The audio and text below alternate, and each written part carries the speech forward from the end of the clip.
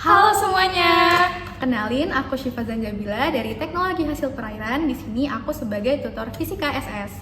Kenalin, aku Danisha Gaida. Aku dari Teknologi Hasil Perairan. Di sini aku sebagai writer dari Fisika SS. Selamat menyaksikan.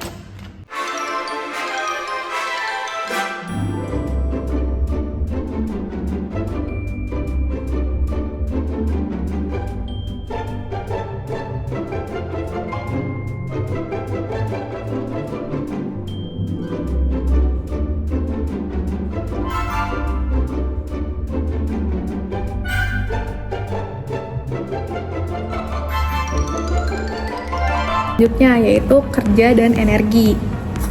Jadi di bab ini kita akan ngebahas pertama kerja, terus energi, terus teorema kerja energi, momentum dan perubahannya, hubungan momentum dengan hukum Newton, dan yang terakhir itu adalah tumbukan dan impuls. Nah, kerja menurut sosial itu merujuk pada aktivitas yang dilakukan oleh individu untuk mencapai tujuan tertentu. Nah, kerja menurut fisika itu agak beda dengan kerja menurut sosial. Jadi, kalau menurut fisika, kerja itu dilakukan pada sebuah objek ketika ada energi yang ditransfer pada objek tersebut. Jadi, benda itu, suatu sistem itu dikatakan bekerja ketika ada energi yang ditransfer pada sebuah benda tersebut sehingga menyebabkan benda tersebut berpindah, mengalami perpindahan. Jadi, suatu benda dikatakan bekerja jika benda tersebut berpindah posisi dari posisi awal ke posisi akhir. Jadi yang perlu di-highlight itu perpindahan. Jadi ketika benda tersebut belum berpindah, maka benda tersebut belum melakukan kerja. Nah, secara matematis kerja itu bisa dituliskan sebagai berikut, yaitu W sama dengan Fx cos theta. Nah, arah gaya itu akan mempengaruhi nilai kerja. Jadi, kerja itu bisa bernilai positif ketika resultan gaya yang bekerja pada objek tersebut searah dengan arah perpindahannya. Jadi, sudut yang terbentuk antara gaya dan perpindahan itu adalah 0. Sehingga, jika dimasukkan ke rumusnya, maka W sama dengan Fx cos theta. Karena cos theta-nya itu, karena theta-nya 0, maka cos theta itu sama dengan 1. Jadi W sama dengan F dikali X. Nah, kerja juga dapat bernilai negatif ketika resultan gaya yang bekerja pada objek tersebut berlawanan arah dengan arah perpindahan. Jadi, sudut yang terbentuk antara gaya dan perpindahan itu 180 derajat. Sehingga kerja bernilai negatif karena cos 180 itu kan min 1 ya. Jadi ketika dimasukkan ke rumus, maka W sama dengan min F dikali X. Nah, kerja juga dapat bernilai 0 ketika resultan gaya yang bekerja pada objek tersebut tegak lurus dengan arah perpindahan. Jadi sudut yang terbentuk itu berbentuk 90 derajat. Sehingga dia memiliki perpindahan 0. Makanya gaya ketika resultan gayanya itu tegak lurus dengan arah perpindahan, kerja bernilai 0. Nah, untuk melakukan kerja itu kita butuh energi. Jadi, energi itu adalah besaran yang menunjukkan kemampuan untuk melakukan kerja. Nah, energi mekanik itu terbagi menjadi 2, yaitu energi potensial dan energi kinetik. Nah, pertama energi potensial. Energi potensial itu energi yang terkandung dalam suatu sistem karena posisi benda tersebut. Jadi, contohnya ketika sebuah benda akan dijatuhkan dari ketinggian, benda tersebut akan memiliki energi potensial gravitasi. Jadi, benda itu selalu memiliki energi potensial karena posisinya. Nah, kedua itu ada energi kinetik. Jadi energi kinetik itu energi yang dimiliki oleh objek yang bergerak. Jadi ketika sebuah benda dijatuhkan dari ketinggian, dia kan memiliki energi potensial. Nah, energi potensial benda tersebut berubah menjadi energi kinetik saat benda tersebut semakin mendekati ke tanah. Nah, secara matematis, energi potensial dapat dituliskan sebagai berikut. EP sama dengan mGh, atau massa dikali gravitasi dikali ketinggian. Nah, energi kinetik dapat dituliskan sebagai berikut. EK sama dengan setengah mv kuadrat.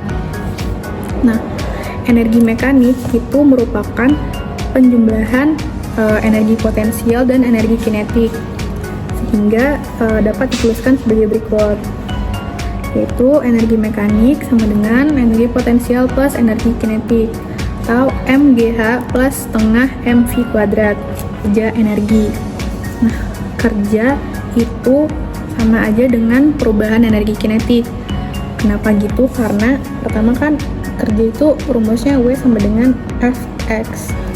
Nah, F itu kalau diturunin itu bisa ditulis M dikali A sesuai hukum Newton yang kedua. Berarti W sama dengan MAX. Nah, di rumus GLBB AX itu dapat dituliskan sebagai berikut. Jadi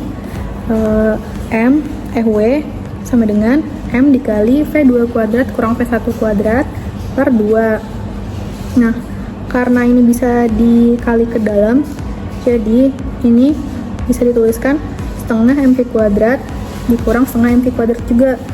Nah, karena ini tuh rumus dari energi kinetik dan ini tuh merupakan selisih dari awal dan akhir, makanya kerja itu dapat sama aja dapat disimpulkan sebagai perubahan energi kinetik. Nah, pada teorema kerja dan energi itu kita juga mengenal yang namanya gaya konservatif dan gaya non-konservatif. Nah, jadi kerja oleh gaya konservatif itu tidak tergantung lintasan, jadi hanya bergantung pada titik awal dan titik akhir. Jadi dia hanya memperhatikan titik awal dan akhirnya saja. Jadi dia tidak mempertimbangkan lintasan yang dilaluinya.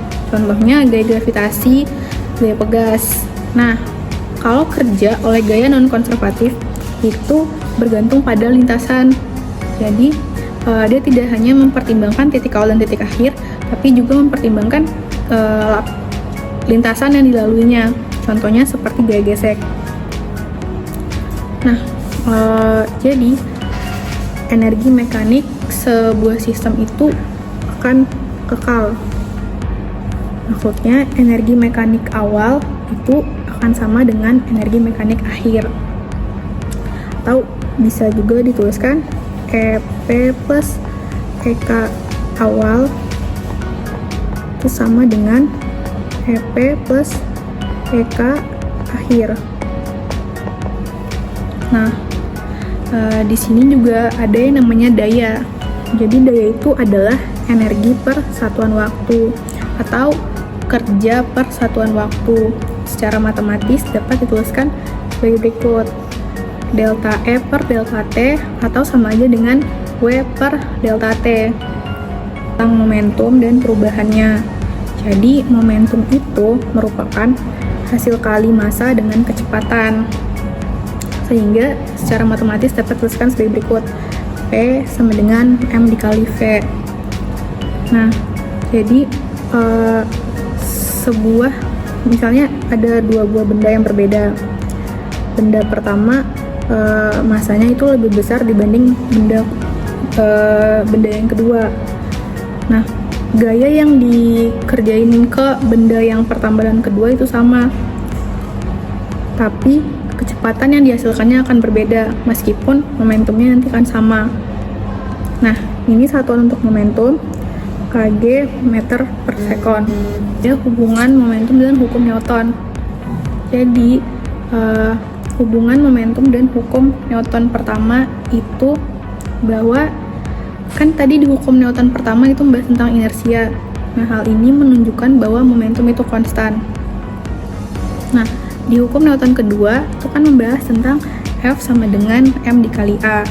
Nah, hal ini menunjukkan bahwa gaya merupakan laju perubahan momentum.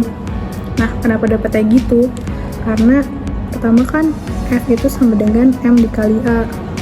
Nah, A itu bisa dituliskan seperti ini, delta V per delta T. Nah, sama aja nulisnya M delta V per delta T. Karena M delta V itu sama dengan momentum, jadi sama aja bahwa F itu adalah delta P per delta T, perubahan momentum. Nah, pada hukum ketiga Newton yang membahas tentang F aksi sama dengan min F reaksi, itu menunjukkan adanya kekekalan momentum. Jadi, momentum sebelum tumbukan itu akan sama dengan momentum setelah tumbukan dan impuls. Jadi, tumbukan itu ada dua. Yang pertama ada tumbukan elastis dan tumbukan inelastis. Nah, tumbukan elastis itu ketika energi kinetik total sistem sebelum tumbukan dan energi kinetik setelah tumbukan itu sama. Jadi EK sebelum, energi kinetik sebelum itu sama-sama energi kinetik setelah. Nah, di tumbukan ini itu ada yang namanya koefisien restitusi atau ukuran elastisitas. Nah, pada tumbukan elastis itu koefisien restitusinya itu sama dengan 1. Nah, yang kedua itu ada yang namanya tumbukan inelastis atau tumbukan tidak elastis. Nah, ini tumbukan tidak elastis itu terjadi ketika energi kinetik total setelah tumbukan itu lebih kecil,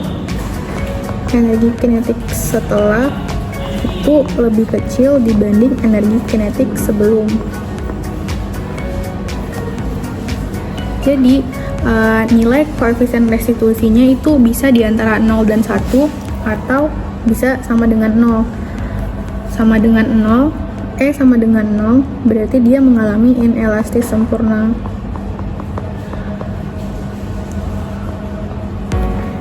Nah,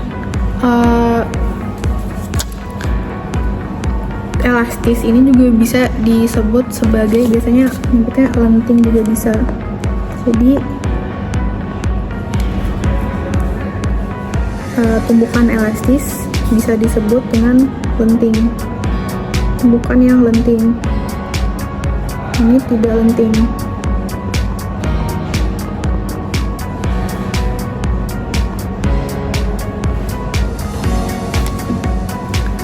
Nah, di sini rumus dari koefisien restitusi.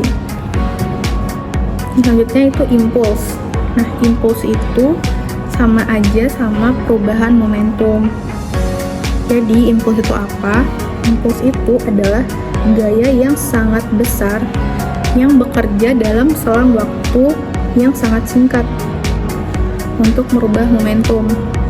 Jadi, jika pada suatu benda bekerja gaya impulsif, maka gaya-gaya yang lain itu dapat diabaikan. Nah, jadi tadi tuh kita kan hubungan antara momentum dan hukum kedua Newton kan dapat dituliskan bahwa gaya itu merupakan laju perubahan momentum. Nah, jadi perubahan momentum itu sama dengan gaya dikali waktu. Nah, ini sama dengan impuls. Jadi impuls itu sama aja gaya dikali waktu. Nah, satuannya itu adalah NS, Newton second. Nah, mungkin sekian yang dapat aku jelaskan tentang kerja dan energi ini. Semoga bisa dapat dipahami ya. Dadah! Terima kasih sudah menonton. Sampai jumpa di video selanjutnya.